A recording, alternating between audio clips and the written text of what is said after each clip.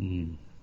All right, welcome everyone. So excited to be with you guys today, especially excited. This is the first interview we're doing in the new year, and I'm most excited because I actually have my dad with me today. So, hey, Dad, Well, welcome. good afternoon, Ty. Good afternoon, Yes. son. Mm. So, really excited. Someone, obviously, as my dad, someone that I know really well. Um, and I would say someone that's been, really influential in my life. So excited because what we're going to talk about today is ways to handle that stress better and really get out like that passion for life. And I think, my dad is Steve Mo, and he has a really, really good, the like a really good example of that I have always appreciated from you, Dad. So welcome today. And I see Geraldine, she is just commenting there. So welcome, Geraldine. Glad you can join us over your lunch break.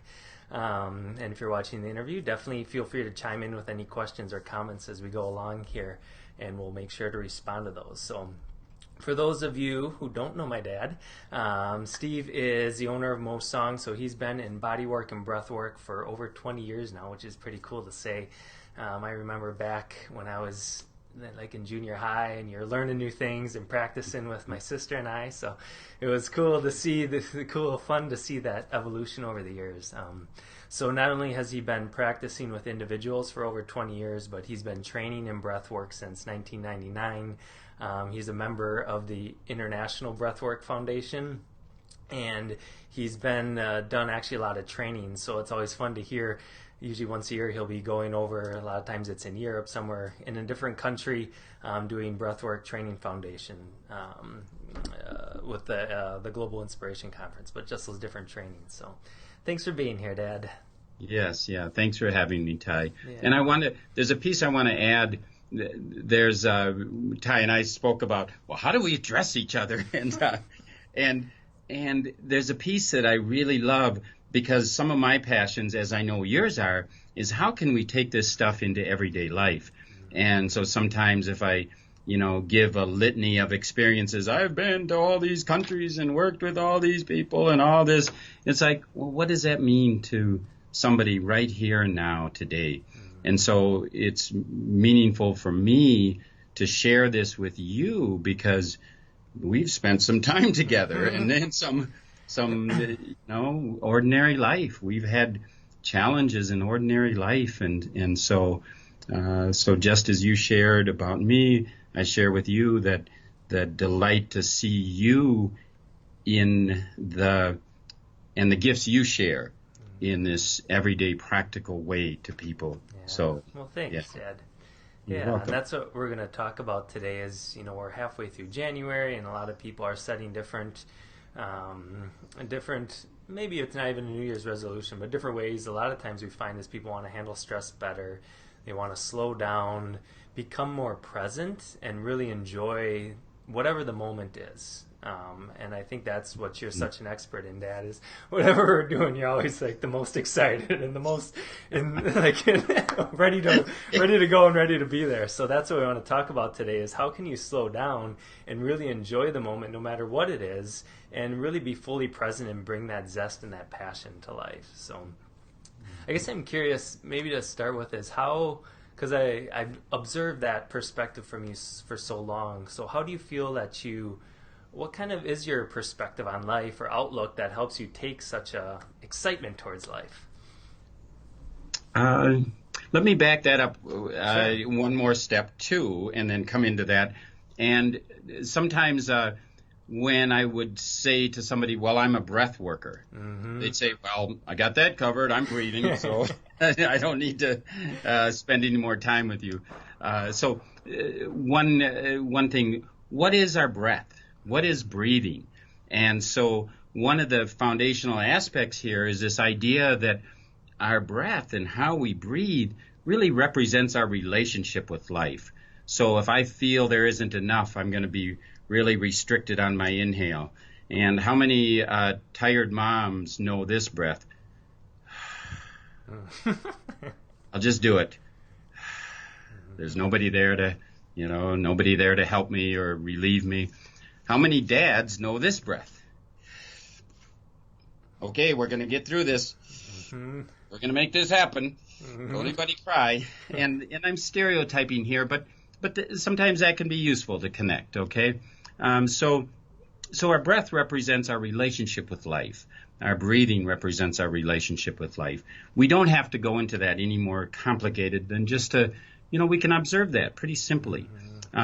So breath work is coming in and offering some choices, a bit of training, a bit of experiential stuff. If I change my breathing, it changes my relationship with life. I don't have to talk about it. I don't have to figure it out. I don't have to pinpoint this or that. But when I'm feeling like, there's just no solution here, there's just no help, and if I just take it might even hurt, but I take a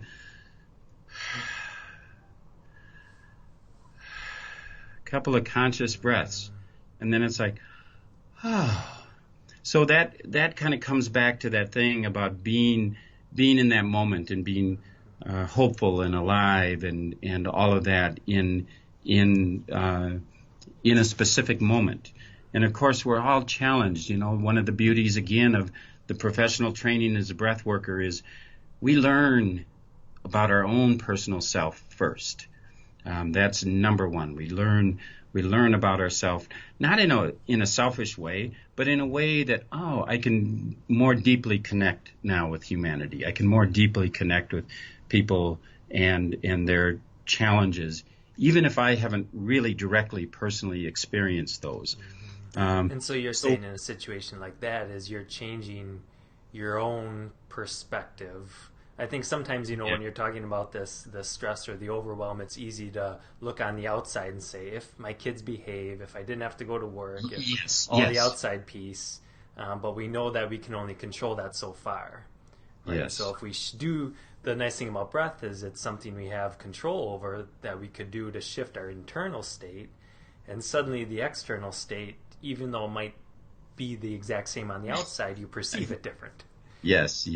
Okay. Yeah, excellent words and description around that, Ty.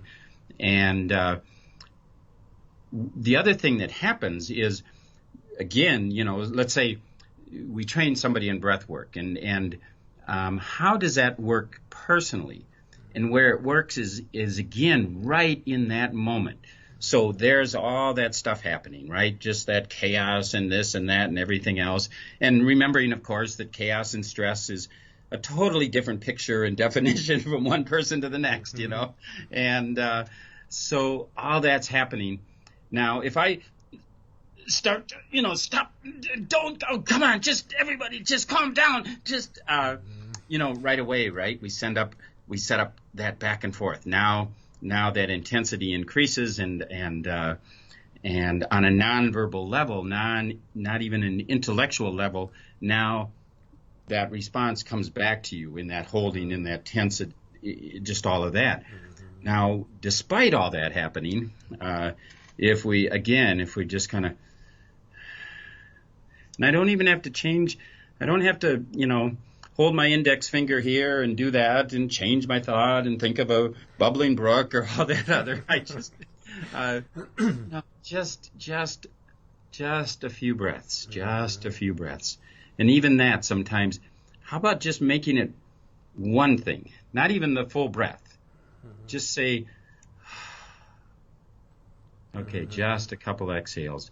Just that right away, that message to our body, to our mind, to our heart, to our soul changes. Like, oh, okay. And that's what I like about changing that too is Samantha, my wife, and I talk a lot about mirror neurons. So especially with kids, they're so active of whatever. So the mirror neurons in the brain and what it sees on the outside, it's actually trained to mimic and to imitate.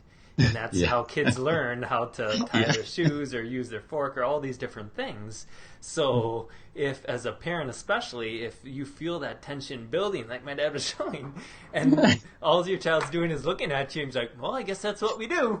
Right? And then all of a sudden now they become a little more stressed and tight, and especially like we talk about that fluidity and that give and take and flowing with the moment instead of becoming rigid or defiant or having a meltdown or, you know, being like, I want it this way as a kid. Well, Yes. if they see that rigidity in your body, their mirror neuron is actually just neurologically going to make it happen. Yeah. One of the ways I like to describe it, Ty, is if you imagine the cells of our body or the organs of our body being like that child, especially the child that's pre-verbal or working with language, what's our body going to respond to? Is it going to respond to the word relax? Is it going to respond to the word it's okay or this will pass? No, not so much. Especially because usually the energy that goes into the word relax in that moment is just relax. And so, in fact, it's that little child, that pre-verbal child. In fact, it's suggested sometimes that's when that split happens, where the child becomes puzzled. And then, a lot more significant than that. But the child has been reading your body language. In the womb of the mother, it's been feeling things energetically. It's been reading your body language, and your words mean nothing. It's been reading your body language for all these years. Now there's words that are coming out that say, I love you, or relax. And they're taught, I love you means this. They're taught, relax means this, it's okay means that. But your body isn't sending those messages. Now the child is like, whoa.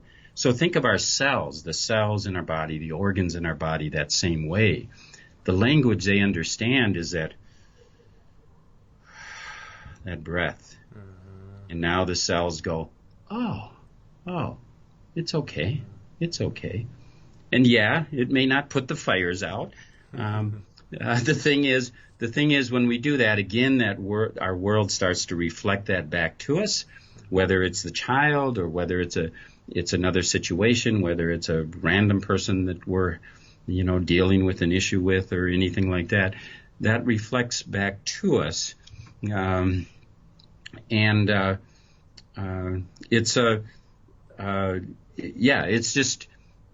it helps us get clearer then to see what a solution is. It helps us get clear, now we're more focused, we're grounded, we're in this moment. Okay, I don't have to think up something, that I learned last week or this or that or blah, blah, blah. It just, some clarity comes. Right, yeah. And that's one thing that I think is so fascinating about the breath is it's one of the things in the body that is going automatically when we're not thinking about it. Yeah. But then when we do think about it, we can actually change it. And that's what we see, when we're working with people and observing and we're looking at different stressful breath patterns. And we realize that a lot of times, like you're describing, when a stress comes at us, if we're not working with being fluid with it, it kind of almost, it's like it grabs us. And the breathing starts to become more rigid, and we'll see people who have left that stressful situation, but their breathing is still holding on to the pattern. Still reacting in that manner. Exactly. So do you have any kind of simple ways then to look at that to say, okay, if you've gotten into this unconscious, stuck stress breathing pattern, I know you started talking a little bit about an inhale versus an exhale. Are there other, aside from just conscious breathing, or is that enough, ways to start to change this pattern into a more relaxed, more ease? If a person would choose to work with a professional breath worker over a series of sessions or things like that, what happens then is that there's a more intimate and more personal give and take. Then there's oftentimes identification of some, this is a long-held belief of mine based on this event or these events in my life, and now I feel unsafe even when I am safe. We see that a lot in intimate relationships.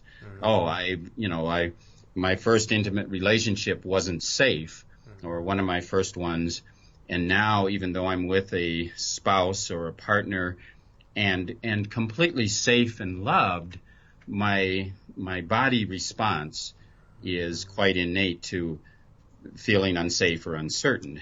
But coming back to, what could be more in the here and now, even without that. I mean, of course, that just like, working with any health professional, a chiropractor, massage, breath worker, a lot of that can be really, really beneficial. And what's going to work here and now, and sometimes what's within my means. And so one of the simplest things would be can you start each day with just like 3 conscious connected breaths or 10 breaths? Sometimes 10, if you take 10 conscious connected breaths, and by conscious connected, I mean, as you spoke about, Ty, you're actually changing your breathing. Go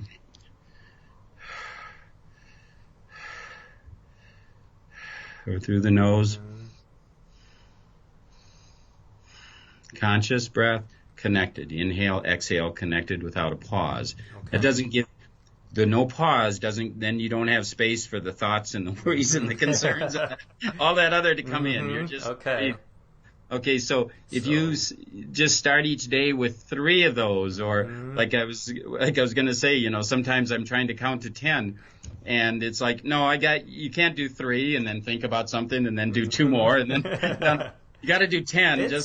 I know sometimes stepping outside or like about to leave my house for the day and just sitting down and trying to do a few breaths to center myself. It's crazy how tough it can be. Isn't it though? Yes. Like you said, to get to 10 is kind of tricky sometimes. So I think that's a good point of just starting with 3. Yes. In, out, without the pause, and then say, okay, good. I've got 1 step of groundedness for the day. Yes. Okay. What are some other things? Sometimes it depends, of course, on your life situation, but sometimes maybe if you have some music that you can put on a 2 or 3 minute song or something like that. So you've got a distinct beginning and an end. And again, just starting with 3.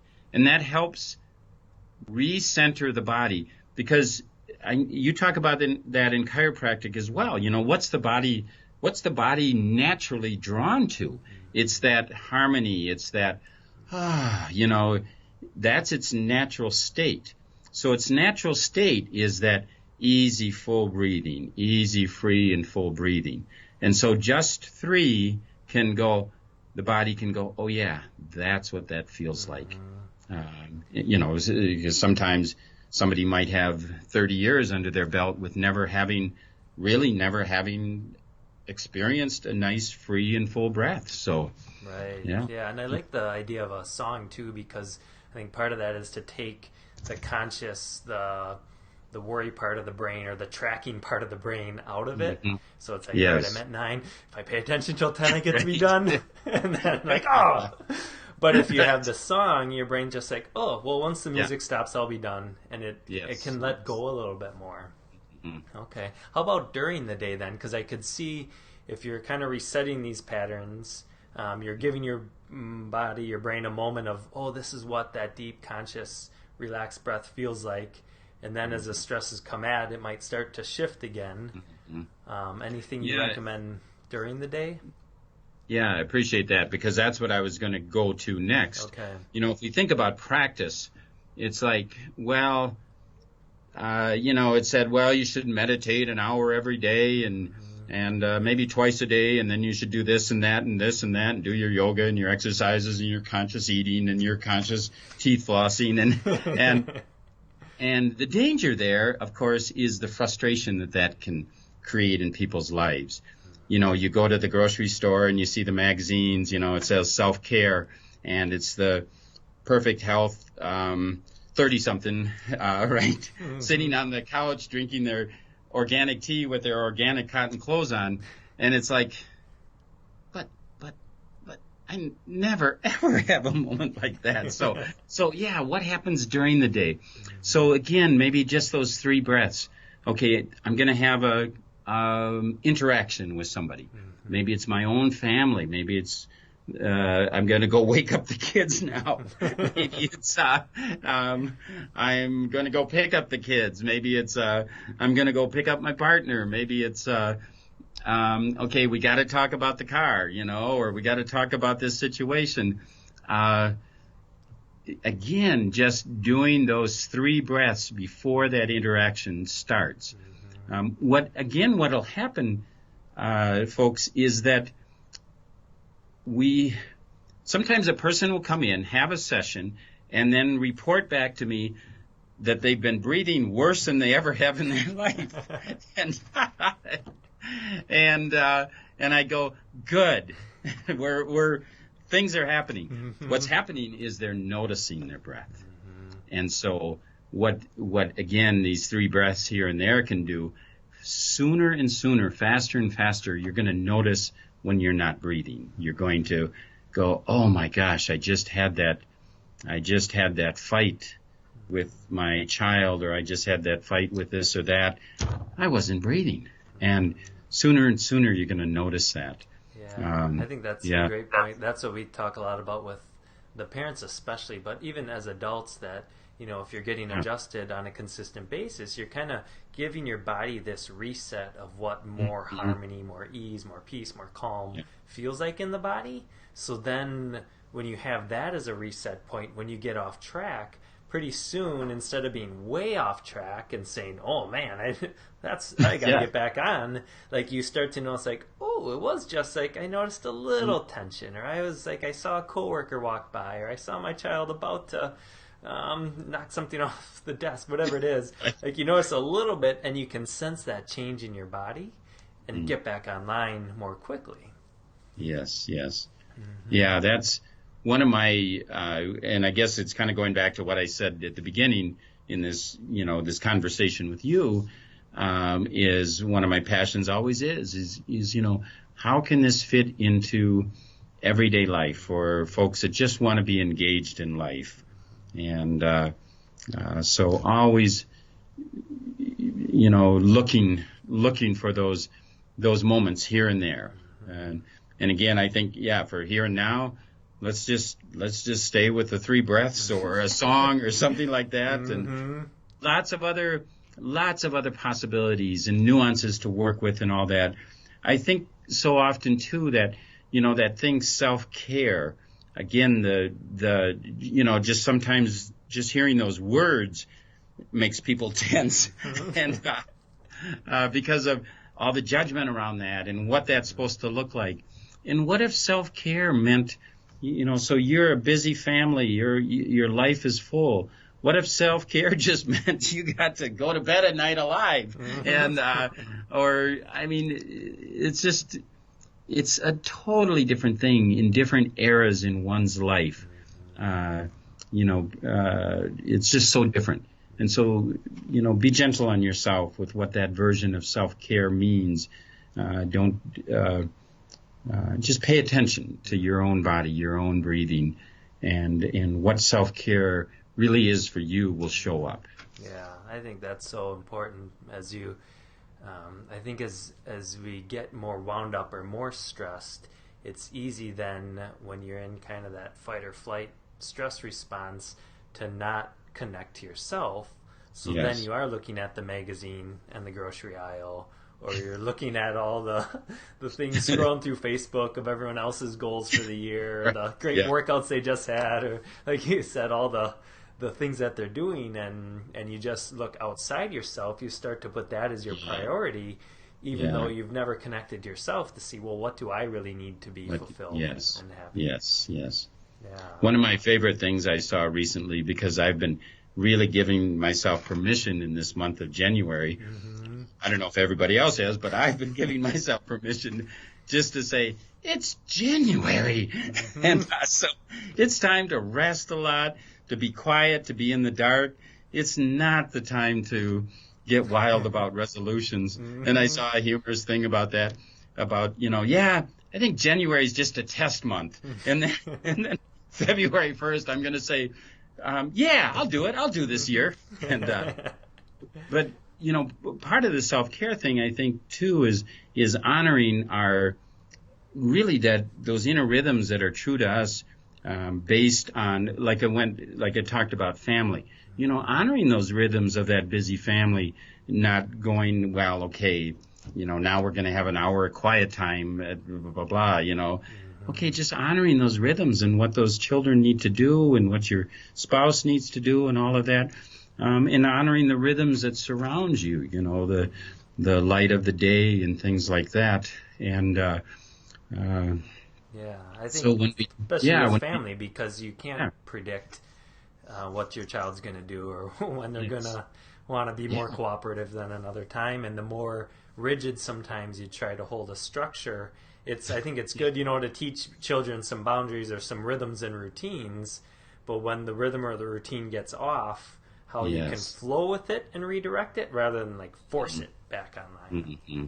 If I think of the feedback that we get a lot of times, or some of our teachers through observation, observing them, are children and dogs. And that idea, like a dog that doesn't know the meaning of a word. If I say bad dog or walk, do you want to go for? It's if I say walk. It's So the tone. it's they feel that. And so I always imagine the children again feel those rhythms more than sometimes we give ourselves permission to. And so to be sometimes your self-care as a parent might be to honor that, to and just go, well, okay, it's time to be still, or well, okay, let's let the kid be pretty expressive right now. And again, you take your 3 breaths, and it works, and it can help. It can help your own body. Right. Yeah, I think that's a great summary, and the simplicity of it, I think, as we're kind of wrapping up here with the idea that health and self-care and stress management, all these things could be lists of 50 things long, but just lead to more stress and more confusion when you haven't started at that core and starting with yourself and having those 3 connected conscious breaths. Is such a simple way to recenter yourself. And like you said, that's our natural state. So if you can do something simple to move toward that natural state, then everything else just opens up and give you as a parent some permission to not put so much pressure on yourself. Yes. One piece very quickly, because I use the term a lot too, and I always I look at that, but take a breath. Take a breath. We hear that a lot. Okay. Again, what's our body's natural tendency? Is just to breathe. Okay, so if we can soften and quiet our body, the breath will happen. We don't have to take a breath. The breath will happen. And so again, with your 3 breaths, with other time here and there, it's just like, oh, guess what? If I sit and soften just for a minute or two, the breathing will happen. It'll be unimpeded, and of course that's the delicious breath, almost like you're being breathed, and so that's So even paying attention to the language around that. So I'm just going to sit and be breathed for a bit. Beautiful. Yeah. All right. Well, thank you so much, Dad. I'm so glad that we got to connect today. I will put your info in the comments section for this, so if people want to reach out, they know how to get a hold of you. Thank you. Yes. Yeah. Do you prefer email, Facebook, phone? Yeah, we've got Mosong has a Facebook page, a website, so whatever works. We got a phone number that we can receive texts on both. And and our work is both. We do a weekly breath work here, so it's very local. But we also, I do work around the world, do work internationally, and our trainings draw people from all over the world. So we had a 5-day training coming up this summer that would be worth the travel no matter where you are. Wonderful. All right. Well, thanks so much, Dad. Thank you, Ty. I'll stay connected here with you as we wrap up. And Okay. everyone watching, thanks so much for joining us today. Reach out with any questions, and just remember that when you can start with yourself, that's all that you need to really start the process, and give yourself permission to start there. I'll talk to you guys later. Thank you, everybody. Bye-bye.